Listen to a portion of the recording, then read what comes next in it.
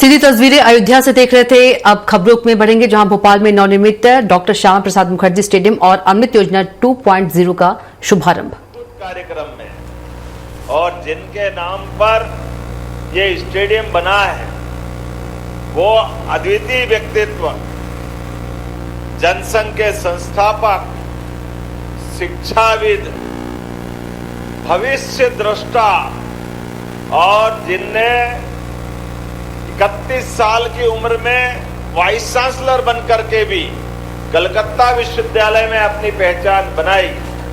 आजादी के बाद भारत सरकार के मंत्री तो बने, लेकिन मंत्री बनने के साथ भविष्य में होने वाले संकट को पहचान कर धारा 370 जैसे कलंक को दुनिया के सामने लाके बताया।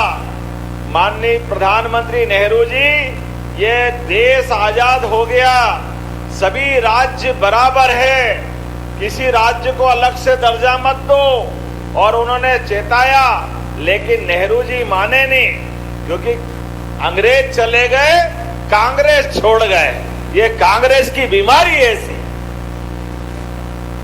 इनके साथ संकट ये कि ये जब भी करते ऐसा करते कि भविष्य में देश कीमत चुकाता है। लेकिन हमें गर्व है, हमारे एक ऐसे नेता डॉक्टर श्यामा प्रसाद मुखर्जी, जिनने कहा कि ये धारा 370 नहीं, ये भविष्य में बहुत बड़ी कीमत देश इसका चुकाएगा। और ऐसा हुआ। दुर्भाग्य के साथ बोलना पड़ेगा मित्रों, धारा 370 के कारण से वो कश्मीर जो भारत का मुकुटमणि है, जहां खेती भी केसर की होती है, लेकिन 40,000 से ज्यादा बच्चे, बूढ़े, जवान, सेना के जवान, मिलिट्री के जवान, ऐसे कई कश्मीरी पंडितों का बड़े पैमाने पे हत्या होने का रिकॉर्ड बना। ये पूरा पाप कांग्रेस के माथे है। और हमें इस बात का गर्व है, हमारे पहले जनसंघ के अध्यक्ष ने इस बात को चेताते हुए अपने भारत सरकार के मंत्री पद को लात मार करके मंत्रिमंडल से इस्तीफा दिया और कश्मीर जाकर आंदोलन करने का संकल्प लिया। देश को और दुनिया के सामने भविष्य में आने वाली चुनौती को सामने लेके बढ़े। उन्होंने कहा कि ये 370 भविष्य में कलंक साबित होगी, लेकिन कांग्रेस के ऊपर इसका असर नहीं हुआ। उनकी उस समय की गई हत्या को दबाने का प्रयास किया गया। मुझे गर्व है, यशस्वी प्रधानमंत्री के नेतृत्व में वो 370 का कलंक हटा करके हमने अपने उस समय के संकल्प को पूरा किया। उसका परिणाम क्या आया? उसका परिणाम यह आया कि जिस कश्मीर के लाल चौक में भी झंडा देश का फहराने के लिए हमको बड़ी मुश्किल से अनुमति या कई बार अनुमति नहीं मिलती थी, आज 370 का कलंक हटने के बाद कश्मीर में पूरे देश के साथ पहलगांव की घटना अगर घटती है तो सबसे पहले कश्मीर के लोग यशस्वी प्रधानमंत्री के नेतृत्व में खड़े होते हैं कि पाकिस्तान का जो हाल करना करो, लेकिन आतंकवादियों से समझौता मत करो। ये है मोदी और ये है उनकी सरकार। हमारी निष्ठा इस देश के साथ होना चाहिए, हमारी निष्ठा इस देश के नागरिकों के साथ होना चाहिए, हमारी भावनाएं देश के वासियों के साथ होना चाहिए। इसलिए लेकिन बड़े दुर्भाग्य के साथ बोलना पड़ता है, रस्सी जल गई, बल नहीं गया। अभी तक कांग्रेस को ये समझ में ही नहीं आता। कांग्रेस के लोग अभी भी वो भाषा बोलते हैं, पता नहीं क्या मालूम किस भावना से ये रहते हैं। जब देश के दुश्मनों से भारत की सेना पाकिस्तान में घुस के उनको मारने का काम करती है, तो ये पप्पू उनसे सबूत मांगते। देखो कांग्रेस और कांग्रेस वालों को, ये इनकी भावना है। हमारे दुश्मनों को हम घर में घुस के मार रहे हैं, सेना उसका बदला ले रही लेकिन ये कांग्रेस कभी समझने को तैयार नहीं। जो वहां बोलते हैं यहाँ दिग्विजय सिंह बोलते हैं, नक्सलवादियों को हमारे लोग, हमारी सेना मारती है और ये नक्सलवादियों के लिए आंसू बहाते हैं। पता नहीं कांग्रेस कब सुधरेगी, एक जैसे ही लाइन पे चलती, समझ में नहीं आता करना क्या है। लेकिन कोई बात नहीं, मैं भोपाल वालों को बधाई देना चाहता हूं। विश्वास जी और रामेश्वर जी के लिए जोरदार ताली बजाओ।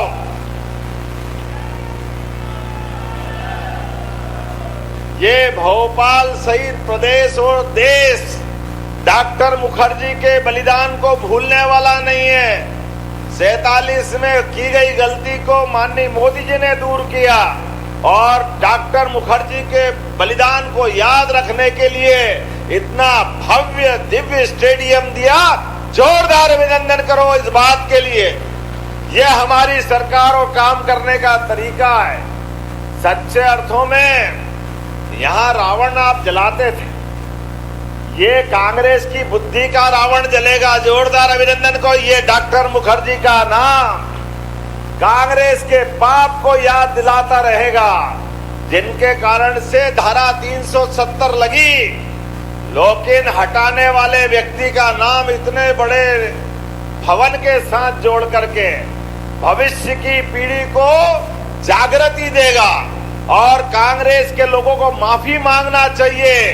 40,000 निरपराध लोग मारे गए जिस 370 के कारण से। ये पूरा पाप अगर किसी के सिर पे है तो कांग्रेस और कांग्रेस के नेताओं के सिर पर है। मैं एक बार फिर आज ऐतिहासिक अवसर पर 194 करोड़ की लागत से विकास और जनकल्याणकार के 3 बड़े बड़े काम, खेल का स्टेडियम और गोपाल कृष्ण के लिए जब हम जय बोलते हैं तो कांग्रेस के फिर छाती पे सांप लौटता है। ये धर्म की बात क्यों करते हो, ये रामकृष्ण की जय क्यों करते हो? अब कोई इनको कैसे समझाए? अगर हम रामकृष्ण की जय नहीं करें तो क्या रावण और कंस की करें? अरे ये तुम्हारे जिम्मे छोड़ दे, तुम उनकी जय करो, हम तो गोपाल कृष्ण की और भगवान राम की जय करेंगे। ये हमारे पल्ले पड़ा, ये हमारे हित में, हम तो यही करने वाले हैं। आपकी मर्जी आए जो करो। इसलिए हमने फिर एक बार आज जब दिन तय हुआ तो अयोध्या में भगवान राम अपने धाम पे मुस्कुरा रहे हैं। माता सरयू सहित पूरी नगरी में आनंद छाया हुआ है, तो भोपाल में भी आनंद आना चाहिए। आना चाहिए कि नहीं आना चाहिए? तो बोलो जय जय श्री राम, जय जय श्री राम। भगवान राम को याद करो और रामेश्वर भगवान को भूल जाओ तो संभव नहीं है। यह हमारा वो उस काल से 12 ज्योतिर्लिंग में से एक रामेश्वरम का धाम हमको भगवान राम से जोड़ता है और हमारे लिए डॉक्टर मुखर्जी का नाम राष्ट्रवाद से जोड़ता है। यह आनंद हमको आता है। आज के इस अवसर पर जब हम अपने गौरवशाली अतीत पर गर्व करके आगे बढ़ रहे हैं तो सांदीपनी आश्रम भगवान कृष्ण जहाँ शिक्षा ग्रहण करने आए 5000 साल पहले उस सांदीपनी आश्रम में कोई गरीबी अमीरी का भेद नहीं था, कोई जातिवाद का भेद नहीं था, सब बराबरी से शिक्षा ग्रहण कर रहे थे। ऐसे सांदीपनी आश्रम में भगवान कृष्ण भी पढ़ने आए और सुदामा भी पढ़ने आए। वो गौरवशाली अतीत का अपना रिकॉर्ड। इसलिए आचार्य सांदीपनी के नाम पर सांदीपनी विद्यालय यहाँ बना रहा है। राव उदय प्रताप सिंह जी को, स्कूल शिक्षा मंत्री को भी बधाई और आपको भी बधाई। एक सांदीपनी विद्यालय भी आज लोकार्पित हो रहा है और सांदीपनी विद्यालय के भवन भी क्या बन रहे हैं। मैं गारंटी के साथ कह सकता हूं, सरकारी इस प्रकार के भवन पूरे देश तो क्या दुनिया में नहीं मिलेंगे। जोरदार अभिनंदन करो, इतने बड़े भव्य भवन बन रहे हैं। कांग्रेसियों आंखें हो तो देख लो, तुम्हारे जमाने में स्कूल के क्या हाल होते थे और ये मोदी जी का और हमारा समय है।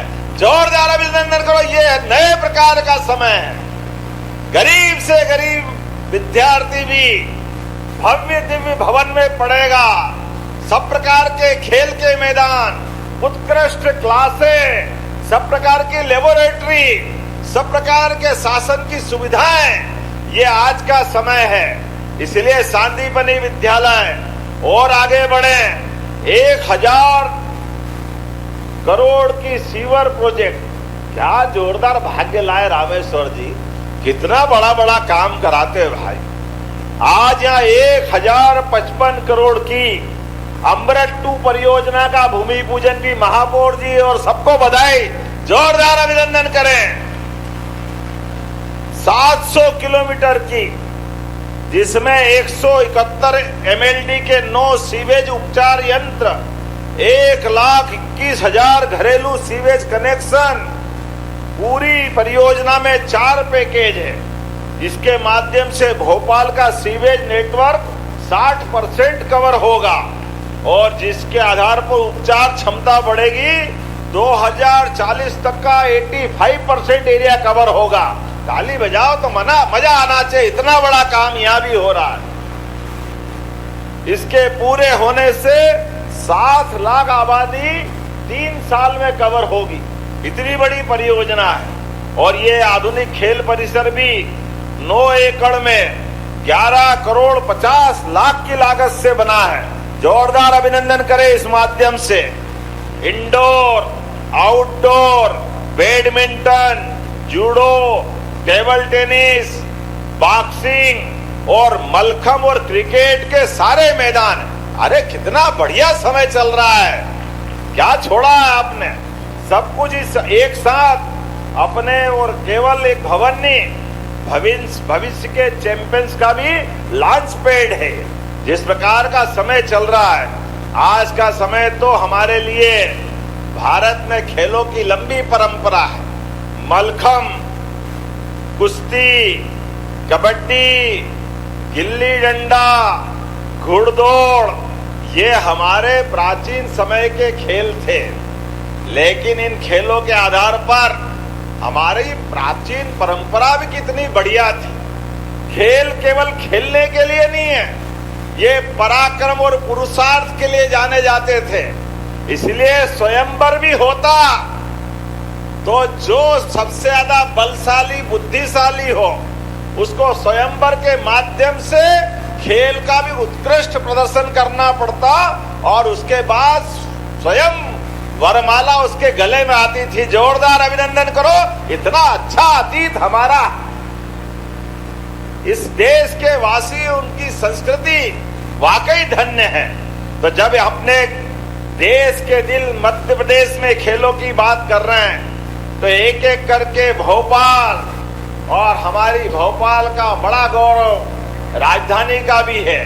तो एक स्टेडियम तो यहाँ और एक 800 करोड़ का वो भी आपकी विधानसभा में बन रहा। जोरदार अभिनंदन करें।